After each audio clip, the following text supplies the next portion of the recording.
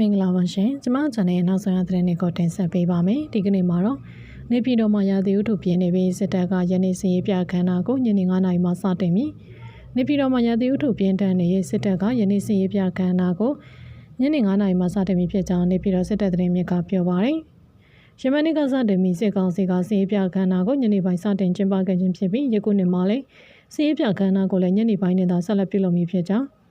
ယနေ့ညနေ9:00နာရီချိန်မှာစစ်ကြောင်းတွေစတင်ထွက်ခွာပြီးဖြစ်ကြောင်းသိရပါတယ်။ယနေ့ညနေ3:00နာရီကနေ4:00နာရီတွင်စစ်ကြောင်းတွေအသင့်ပြင်ဆင်ခြင်းဆောင်ရွက်မည်ဖြစ်ပြီးညနေ9:00နာရီချိန်မှာ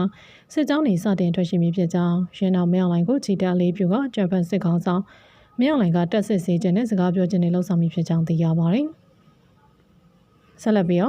ရွေးကောက်ပွဲကို2လအတွင်း4ပိုင်းခွဲပြီးကျင်းပမယ်လို့စစ်ကောင်စီဥက္ကဋ္ဌပို့ချုပ်မှုကြီးမြောက်လိုင်းပြောလာမယ့်ရွေးကောက်ပွဲကို2လအတွင်း4ပိုင်းခွဲပြီးကျင်းပသွားမယ်လို့စစ်ကောင်စီဥက္ကဋ္ဌပို့ချုပ်မှုကြီးမြောက်လိုင်းကထုတ်ဖော်ပြောဆိုလိုက်ပါတယ်။မတ်လ25ရက်နေ့ကနေပြည်တော်မှာရှိတဲ့စစ်ကောင်စီဥက္ကဋ္ဌရုံးစည်းဝေးကံမှာပြုလုပ်တဲ့စစ်ကောင်စီစည်းဝေးမှာပြောဆိုခဲ့ရလို့ဒီကနေ့မတ်လ26ရက်နေ့ထုတ်စစ်ကောင်စီပိုင်းသတင်းစာတွေမှာဖော်ပြထားပါတယ်။အဲဒီရွေးကောက်ပွဲကိုလာမယ့်ဒီဇင်ဘာလတတိယပတ်နဲ့စတုတ္ထပတ်2026ခုနှစ်ဇန်နဝါရီလပထမပတ်နဲ့ဒုတိယပတ်တို့မှာ4ပိုင်းခွဲကျင်းပသွားမယ်လို့ပို့ချုပ်မှုကြီးမြောက်လိုင်းကပြောဆိုခဲ့ပါတယ်။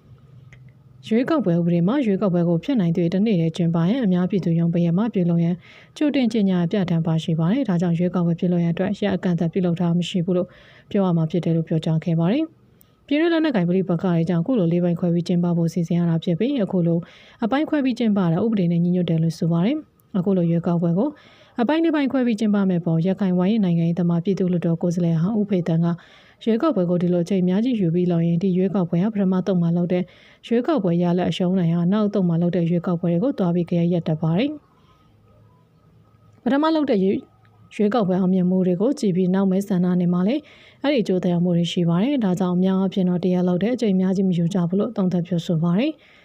အခုလိုရွေးကောက်ပွဲကို4ပိုင်းခွဲပြီးကျင်းပတာမြန်မာနိုင်ငံလွတ်လပ်ရေးရောက်ပြီးနောက်မြန်မာသမိုင်းမှာပထမဆုံးချိန်ကျင်းပဖြစ်တယ်လို့သိရပါတယ်။အရင်1952ခုနှစ်ပါလီမန်ဒီမိုကရေစီခေတ်အတွက်ရွေးကောက်ပွဲကိုလည်းပြည်တွင်းလက်နက်ကိုင်ပဋိပက္ခတွေကြောင့်3ပိုင်းခွဲပြီးကျင်းပခဲ့ပွဲလို့သိရပါတယ်။အခုကျင်းပမယ့်ရွေးကောက်ပွဲကိုအရင်ကရွေးကောက်ပွဲမှာကျင်းပခဲ့မဲများသောအနိုင်ယူစနစ်ဖြင့်အမျိုးသားလွှတ်တော်နဲ့တိုင်းဒေသကြီးလွှတ်တော်မှာကြိုးကြောက်ကိုစားပြုစနစ်ကိုပါပေါင်းဆက်ကျင်းပမယ်လို့ပို့ချုပ်မှုကြီးမြောက်လိုင်းကဆိုပါတယ်။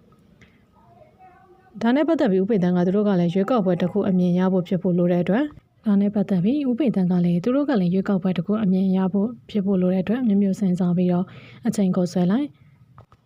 ပြာစနစ်တောင်းဆွဲဖို့ပြောလိုက်ဒီလိုကွက်ချာလောက်သွားမယ်ရွေးကောက်ပွဲဆိုရင်ပြီးဆိုတဲ့ပုံစံမျိုးရှိပါတယ်။ဒါကြောင့်ဒီရွေးကောက်ပွဲကတော့ကောင်းကျိုးတဲ့ဆိုကြိုးတွေရှိလာနိုင်တဲ့ရွေးကောက်ပွဲနိုင်ငံတကာကလည်းဒီရွေးကောက်ပွဲပေါ်မှာ